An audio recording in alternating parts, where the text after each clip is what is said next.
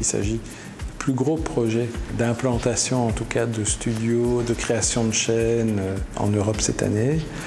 Et donc on s'est rencontrés pour la première fois au courant du mois de septembre. Par la suite, des demandes nous sont parvenues pour pouvoir réaliser des démonstrations avant une décision finale au mois de mars avec un choix à ce moment-là mûrement réfléchi par SFR de faire confiance au couple Zero Density Dreamwall. On était parti avec une contrainte, avec un plateau qui n'était pas très grand pour faire toutes nos émissions et avec surtout un seul plateau pour faire 5-6 émissions. Techniquement, on a 8 caméras qui sont traquées avec 2 plateaux. On parle de 8 systèmes qui tournent en permanence, donc on est dans un vrai multicaméra. À ma connaissance, en Europe, il n'y a pas d'autre installation de 8 caméras avec tracking, avec moteur de rendu.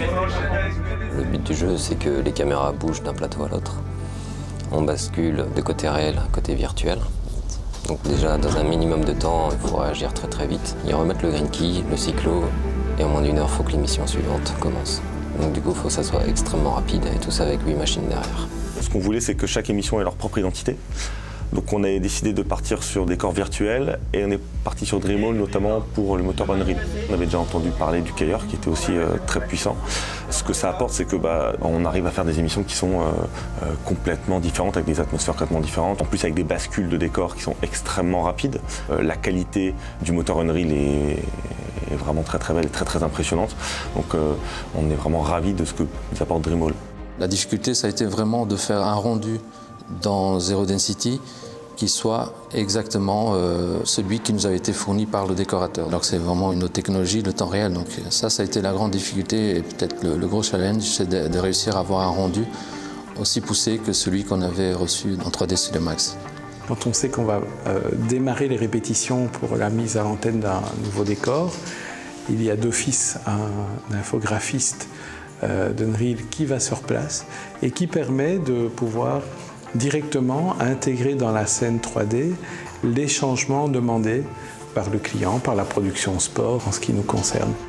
C'est vrai que ce qui a été très bien, c'était le travail, la plus-value que vous avez apporté après pour le lissage de toutes les textures, la création de tous les décors, ça s'est fait assez rapidement. Et c'est vrai que on se retrouve avec un outil en main où on peut faire beaucoup de choses. Et adapter ce plateau, notamment le plateau Première Ligue, on a réussi à l'adapter très vite pour d'autres émissions. On a fait les barrages de la Ligue des Champions avec, en basculant juste les textures, en changeant quelques boucles dans le sol et le décor est complètement différent, il n'a plus rien à voir.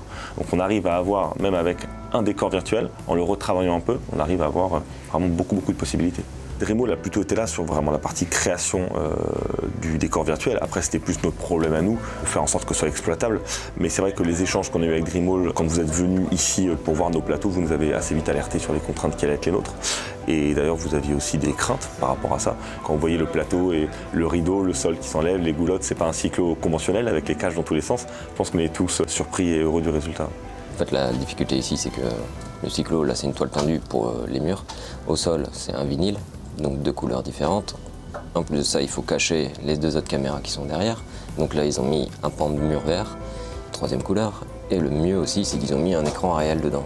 Donc du coup, il faut faire des masques réels, virtuels, et ainsi de suite. Et ça, c'est ça qui est un très gros défi par rapport à ça, quoi. Mais ça marche, ça fonctionne, c'est le plus important. Dans un projet aussi ambitieux, on parle de 6 décors, dont certains avec d'autres déclinaisons, qui font que lorsqu'on a commencé l'antenne le 15 août, on est maintenant à l'antenne tous les jours, jusque fin septembre, en accompagnement des opérations. On va faire 6 jours de formation pour eux, et après ils sont totalement autonomes. C'était un sacré pari, et finalement ça a très bien fonctionné, et le plateau comme ça là est extrêmement fonctionnel, et d'ailleurs on réfléchit à le garder en vert en permanence maintenant, parce que finalement il est bien mieux comme ça fonctionne parfaitement comme ça.